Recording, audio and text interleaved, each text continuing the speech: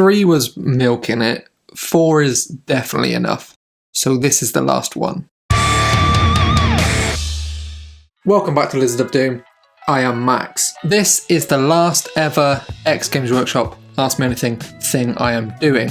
But I will be changing the format of my speaking videos. I call these speaking videos, as opposed to my hobby videos, which the channel mainly is. So stick around to the end to see the next format and what I'd like you, the audience, to submit to them. Let's start with our first question. This is from Billy9534. Do you have any advice for anyone new to be able to play with other people? And do new Warhammer players annoy experienced players? So that's 2 questions. I'll let you off this time, Billy, but only this once. My recommendation for new players trying to look into getting into Warhammer would be to just show up. Show up to your Games Workshop, ask if they've got like a games night or your local friendly gaming store. Quite often those local friendly gaming stores now have a Facebook group or a Discord where you can talk to the other locals kind of in your area. And that is how I'd recommend you get into it. I'm not a big fan of Facebook, but it is good for finding little nerdy communities. I have found my D&D group on a local Facebook for D&D, and I've been playing with them for 2 years. I've been playing with them. So that is a very successful find on Facebook. For do new players annoy experienced players? Absolutely not, or they shouldn't. If you're finding someone's getting annoyed at you, ditch them. As someone who has been in the hobby for a decade, I love to help new people getting into the hobby. It's really nice to be someone's Yoda. This is a social hobby, and for it to survive and thrive, we need new people like you. Billy. Next question. This one is from Bitter Steel. Do they still have the first 39,999 Warhammers, or were they disposed of? Actually, Duncan Rhodes consumed them to up his power levels, and that's how he got to where he is now. Next question. This is a good one about working in the store. From Fusion Bricks 852. With the hype of Leviathan dying down, I can't say Leviathan dying down, I was wondering what big box set releases are like for GW stores and their employees. Actually, they're really nice. You kind of know what's in them ahead of time, and you kind of can prep yourself and go through it. You probably paint one up for the store, so you have a really good idea of how it all goes together and kind of what you need to paint it up. Then when people come in, you're very knowledgeable about it because you've had it for a week or so before, ready for release. You don't have to worry about your sales targets for that month or week. What it is crap for is the same month next year, because the way, I've talked about this before, the way Games Workshop sales targets work is you've got to beat the month from the year before. So when they released Leviathan in a month earlier this year, and next year in the same month they release one Beastman hero, that's when GW employees start sweating. Next question. This is an interesting one from Will Vincent 4829. What's the worst experience with children or teenagers you had whilst working at GW, particularly with them playing games in stores? That's very specific, and then you specified again. It's quite easy to answer this because I had one maybe 14-year-old lad come in with his new army of corn demons, bloodletters and the like, and as he was unpacking them, loudly announced in the store and to his gaming partner he was there to play, "Yeah, I painted these with my own blood." And then on closer inspection, yes, he had. I had to tell him that these were a biohazard and you cannot play with these in store, and no one else should ever touch these miniatures, and if he has touched these miniatures, he should not touch anything else or anyone else. Do not paint your miniatures with blood. I am only thankful that he didn't choose a Slanesh demon army, because I can't imagine what he would have painted that with. Next. Was that YouTuber painted stuff with his own blood? Oh yeah, Ninjon did that as well, didn't he? Yeah, Ninjon painted models with blood. Yeah, don't promote that. It's gross.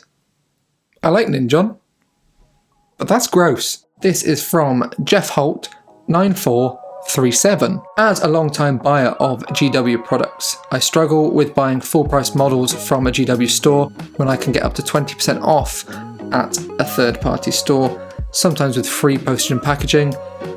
What is your MGWs view when you were working there? You go to a friendly local gaming store for kind of an array of products, all different games, card games, tabletop games, board games, and they are kind of very good at stocking all those products and knowing a little bit about all of them. But in Games Workshop, it is Warhammer, and you should, if you've got a good member of staff, be getting kind of the premium advice on what you need for certain armies, how you can paint things and build things up. It should be kind of like the place to go, and it should be a nice supportive environment without too much pressure. I know the stereotype, and I took the mick out of this 2 episodes ago on this very series of the pushy sales Games Workshop staff, but that has got a lot better, and in the comments people seem to agree with me that things have been heading in the right direction and that Games Workshop are becoming a more friendly place to be these days. The 20% is a lot though.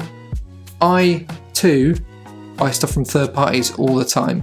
I only really go to a Games Workshop if I can check on the website and it's something they've got in stock there and the third party store doesn't have it, because I'm a sucker for the dopamine of buying it on the day, and I don't like to order stuff, so if I can go get it, I will go get it. Stop shaking your head at me. I'm an impulse shopper. Next question from Kada 4862. For first time players, what type of games would you recommend us to start with? And if we're talking Warhammer here, which I assume you are because this is Games Workshop videos, you cannot go wrong with the kind of 2-player starter kits. Like the Leviathan was the big one recently, but that wasn't actually the starter kit for 40k. They've now released the starter kits, which is kind of a cut down version. In those, you get 2 armies, the rules, and all the bits and bobs you need to start playing. You can choose from your fantasy or your sci-fi with Age of Sigmar and 40k. This is probably your best way in, as it gives you kind of the opportunity to start with a friend, split the cost, and yeah, I don't think you can go wrong. Quite often in these things, some of the rules are simplified, but that is my recommendation if you're looking to get into Warhammer. Start with a starter set. This is from Robert Perkins 2085. Why has everyone got numbers at the end on this one? I live in Southern California, and something I never understand is why are my friendly local gaming stores always far better stocked with Warhammer models than my local GW store. Because Games Workshop does this stupid stocking thing where they sell only their best-selling products in store. From a corporate point of view, where you're not on the ground level or a customer, it kind of makes sense. These are the things that people are most likely to buy, so let's only put these in the shop. But as a GW customer, you kind of don't want that. You want the kind of the choice of all of the armies and all of the miniatures from those ranges. You can actually tell what is going to be stocked in the store before you go there by looking at the website. So this is a useful little tip for you. If you go on the website and look at all the kind of products, in the bottom corner there will be a red circle with kind of a mouse icon there. That means it is online only. So if you're looking to pick that up, you won't find it in the store. So plan accordingly. Go to your local friendly gaming store and see if it's there, or order online. But yeah, Games Workshop head office suck at understanding reality. Shock horror, I know. Well, I've never told them about the robbery. Do you want to hear about a robbery, kids? So picture this, 19-year-old Max going into work, up go the shutters, unlock the front door, go in. Something looks off. I couldn't tell you what, but something looks wrong. I then go out into the back corridor, through a side door.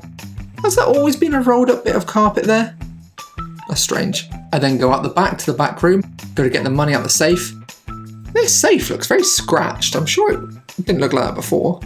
It's cold in here. And I turn around and the back doors are wide open. So what had happened is some crackheads had got a screwdriver and pried open the back door because it's a crappy little fire escape. Then attempted to open like a big iron Victorian style safe with a screwdriver. Not succeeded. They then left half a can of Coke that they'd been drinking on the desk, which the police took for DNA evidence.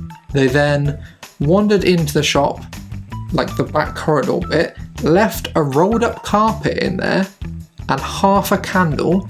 Now, I know that candle's probably for heating the spoon, but I know they're going to be missing that. Then they went into the front of the shop, played with Gandalf.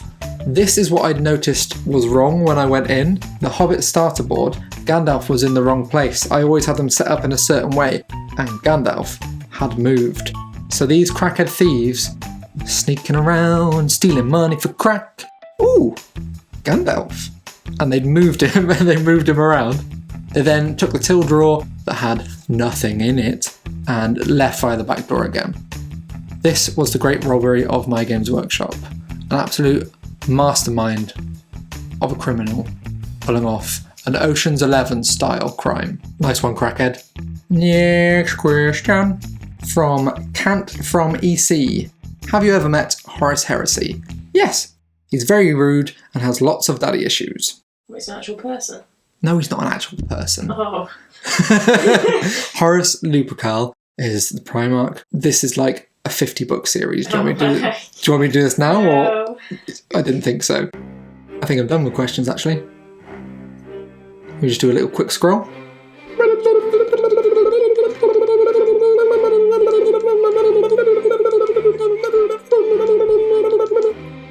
Yeah, I'm done with the questions I picked.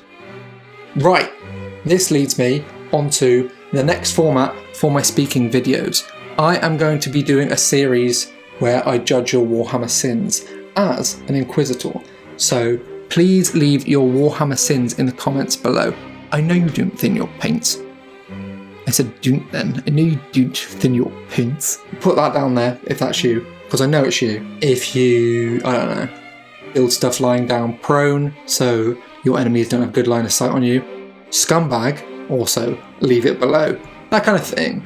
So I will see you next time. Oh, no, wait, I got someone else. Thank you.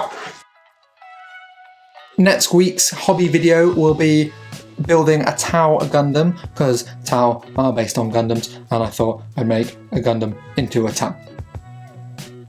So I'll see you then. I think it's alright. Right, I will see you next time. Remember, it's not a pile of shame, it's a pile of future fun. Subscribe and like, and see you next time. 0.9.